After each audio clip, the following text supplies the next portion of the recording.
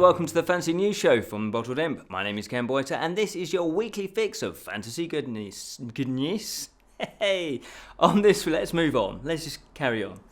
On this week's show, it says written here, you can win your own pair of big peculiar boots, experience the music of Skyrim live, and New Zealand to get their very own paranormal event response unit. But first, the Bram Stoker International Film Festival takes place on Halloween weekend. The historic North Yorkshire seaside town of Whitby will play host, for obvious reasons, if you've read the novel, and will celebrate all things Dracula.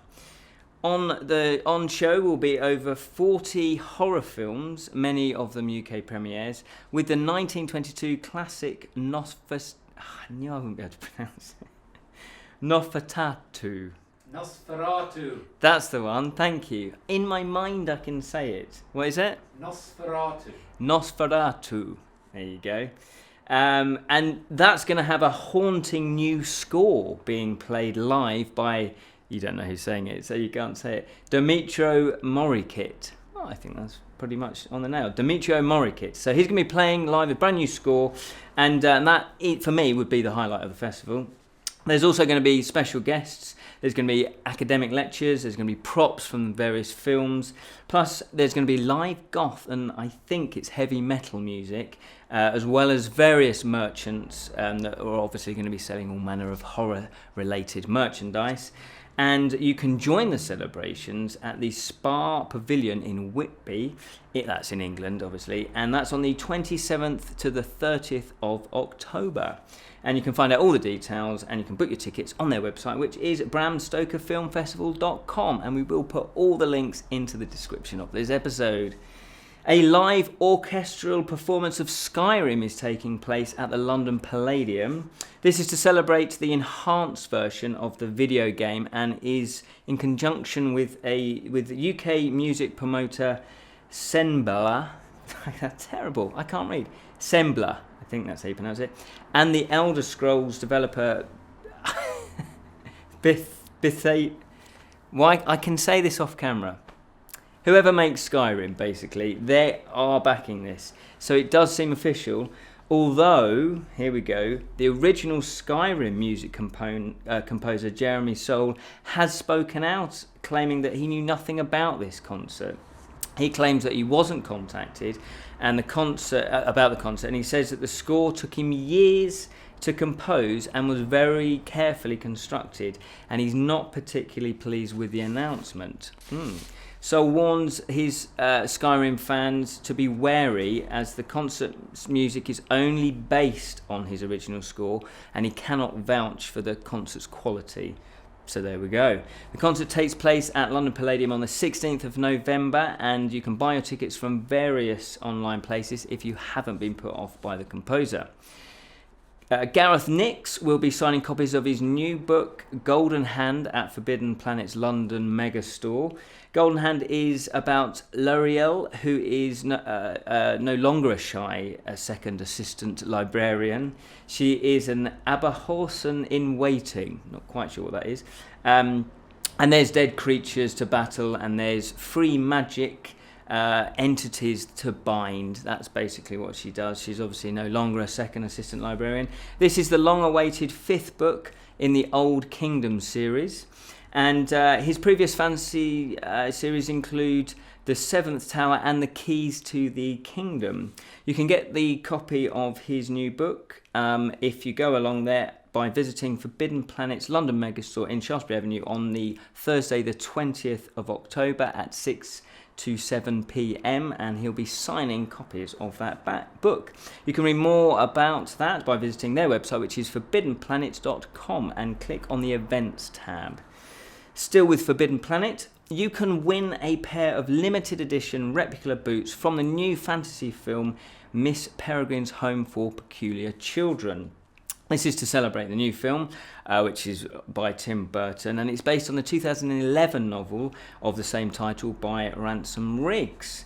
To enter, you simply go to forbiddenplanet.com, answer a question, enter your name and email address, and then sit back and wait. So good luck if you're going to be doing that. The final trailer for the hotly anticipated Harry Potter spin-off film, Fantastic Beasts and Where to Find Them, has been unleashed. If you need your Harry Potter fix, this could satisfy you, probably just for a little bit, because Warner Brothers have posted the last and apparently final trailer for the David Yates directed film. And you can see the trailer by visiting fantasticbeasts.co.uk or by searching on YouTube. Vampire mockumentary What We Do in the Shadows is to get a TV spin-off.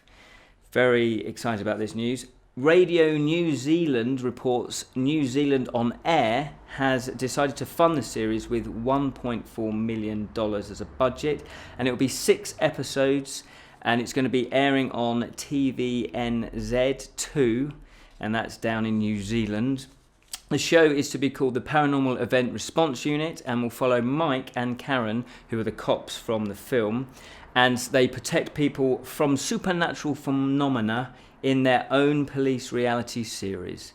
Now, this isn't the first time that What We Do in the Shadows creator Jermaine Clement and, Tikel Watika have worked on television. They originally collaborated on Flight of the Conchords, and which several times apparently they collaborated. I didn't know that. I knew obviously that Jermaine was in it. And I really hope this comes to the UK and around the world, because I love What We Do in the Shadows. In fact, we have done a review of that, so you can check that out. Kickstarter news. I can pronounce these when the camera's not rolling. Sagrada. That's not even close. Sagrada. Sagrada. There we go. Possibly. It's a game anyway of dice drafting and stained glass crafting.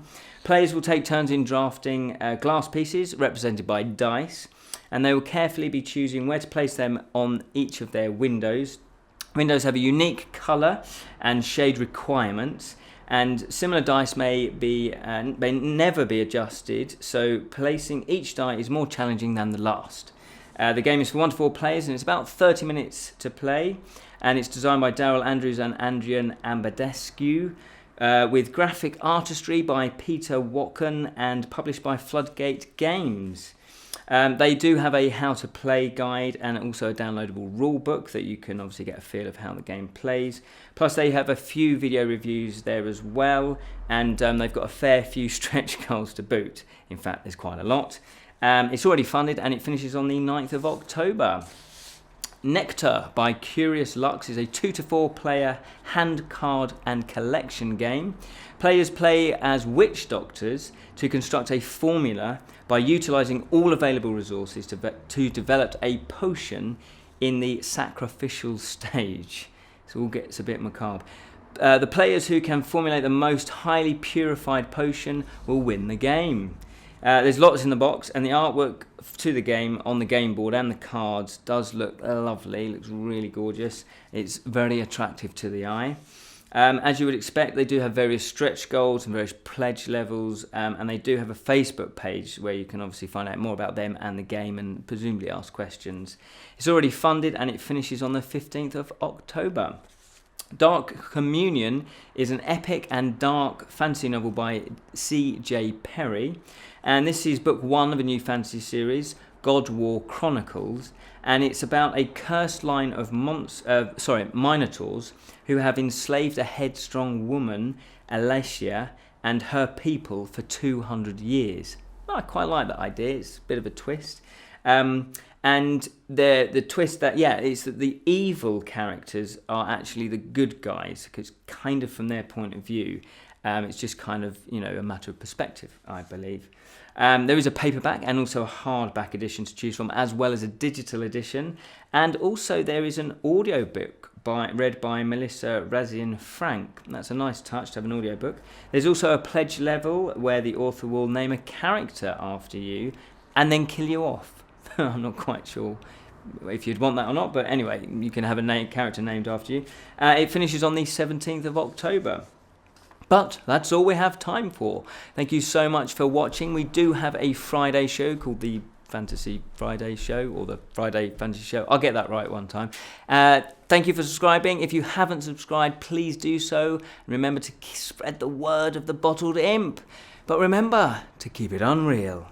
Until the next time, obviously. And then you can keep it real. No, always keep it unreal. Keep it unreal.